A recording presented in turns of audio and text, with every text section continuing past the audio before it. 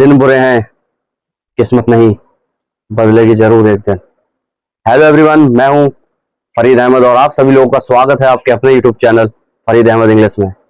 दोस्तों, आज मैं आपको इस वीडियो में ऐसा इंग्लिश का वर्ड देने वाला हूं जिसको जिसको पढ़कर आपकी इंग्लिश यूं 50% इंग्लिश आप यूं बोलोगे।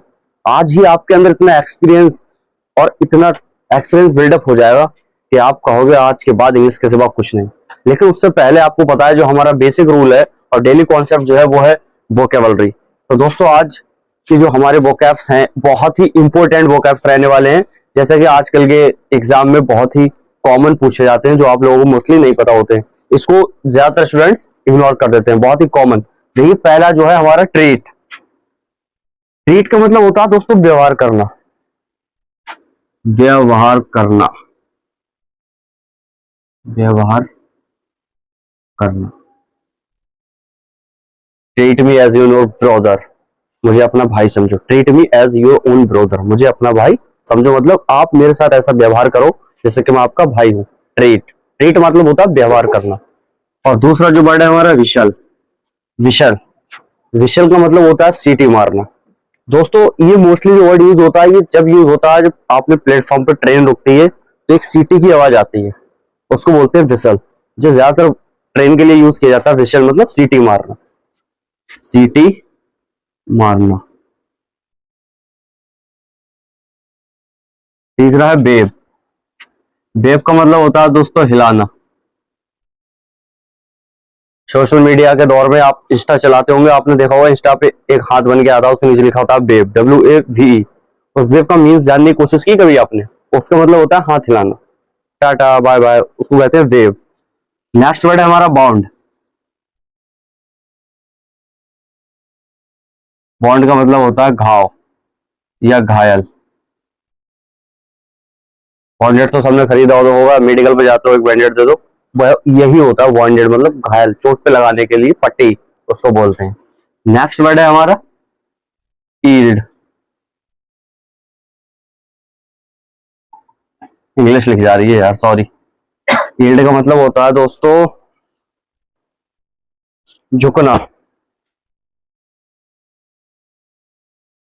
झुकना, किसी के आगे झुकना। जैसे आप मंदिर में जाते हो पूजा करने के लिए तो आप भगवान के सामने झुकते हो, उसको बोलते हैं ईल्ड। ईल्ड मतलब झुकना। कैरी, सॉरी, कैरी में होता है ले जाना। कैरी में ले जाना। और कैरियर में ले जाने वाला। ले,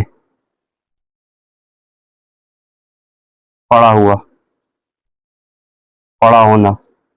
ले, ले ऑन द बेड, ले ऑन द फ्लोर, किसी चीज पर मतलब पड़ी हुई चीज, एक हिसाब से लेटी हुई चीज, उसको बोलते हैं दोस्तों ले। Are you understanding my point? ले, तो ले मिस पड़ा होना।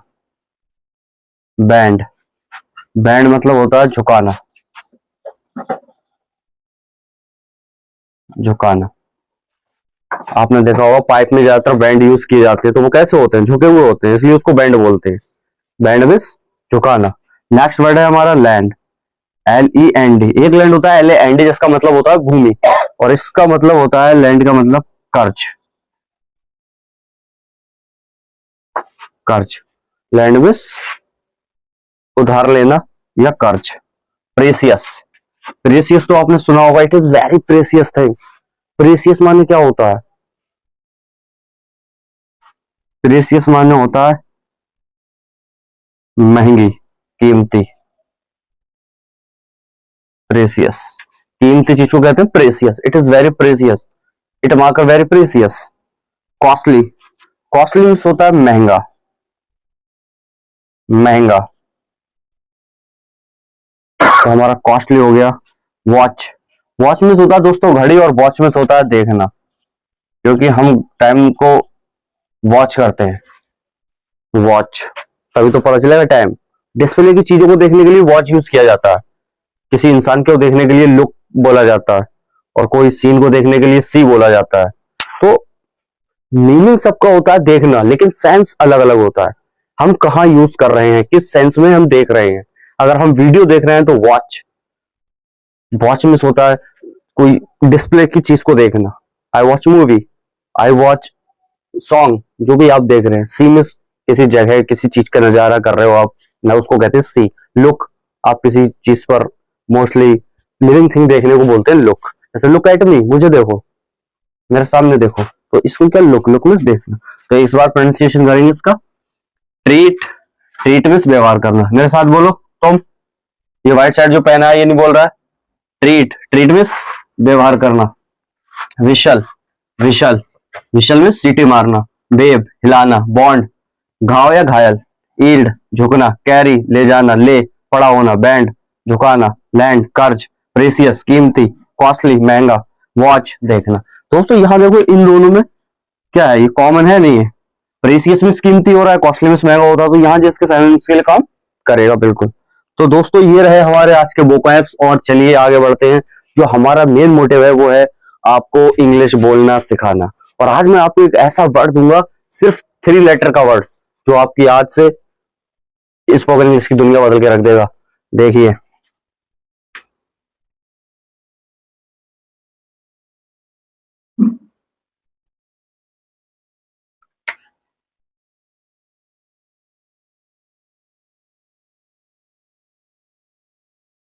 यूज ऑफ कैन,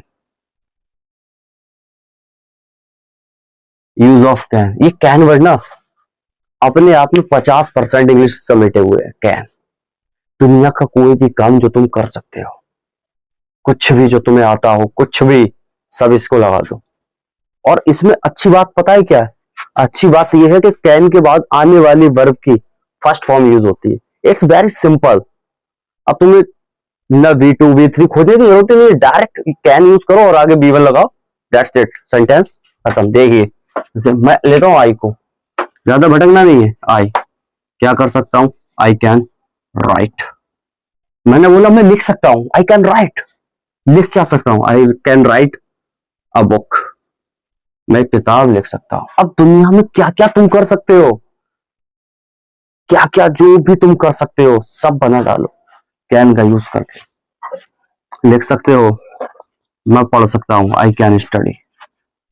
मैं बाइक चला सकता हूं, I can ride the bike. कुछ भी, कुछ भी लिखो ना सर, मैं मोबाइल चला सकता हूं, I can operate the mobile. आई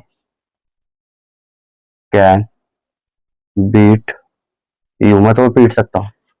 तो जो कुछ भी आप कर सकते हो, अभी कमेंट बॉक्स में लिखो 10 के 10 सेंटेंस मुझे बना के बताओ क्या क्या आप कर सकते हैं। और दोस्तों सबसे बढ़िया चीज है, इंग्लिश एक लैंग्वेज है जिसको हम सिर्फ बोलकर ही सीख सकते हैं। आपके मन में जो जो थॉट आ रहे हैं, आपके घर पर बेकार रद्दी पड़ी हो, पुरानी कॉपियों के फट्टे बेकार हो गए हो, जो आपकी नोट्स बुक हो पुरानी, जो आधी भर गई हो आधी फ्री हो, उन पे क्या करिए, आप उनको बाहर निकालिए और उनको बेचना नहीं है। उन पे एक पेन उठाइए और उससे लिख दीजिए, जहां जगह मिले वहां एक सेंटेंस लिख दीजिए। न्यूज़पेपर पढ़ा है घर में, पुरानी रद्दी पड़ी है, सारी निकालो, सब पे लिख दो। दैट्स इट, यही प्रैक्टिस करने का तरीका है। कितना पैसा स्पेंड करोगे, कब तक कॉपी भरोगे? तुम्हारी अलमीरा में जहां भी जो कुछ लगेज रखा हुआ सारा निकालो और सब पे लिखना स्टार्ट करो। और इससे कैन से कम आज का आपका टारगेट है 100 प्लस सेंटेंस बनाना है। और प्रैक्टिस करना है ज्यादा से ज्यादा, मिरर के सामने खड़े होकर अपने आप को बोला, I can do it, I can this, I can this, जो भी आप कर सकते हो। दैट्स इट, यही बोलने का एक बेहतर तरीका है, वरना बोल नहीं पाओगे। इंग्लिश सीखना है तो बोलना पड़ेगा। बोलो, ज्यादा से ज्यादा बोलो। और चैनल पर अगर नए हैं तो चैनल को सब्सक्राइब करो, बेल आइकन क्लिक करो, ताकि हमारी नई से नई वीडियो आपके पास जल्द से जल्द पहुंच सके। Thanks for watching. जय हिंद। मिलते हैं फिर से एक नए टॉपिक के साथ नेक्स्ट वीडियो में।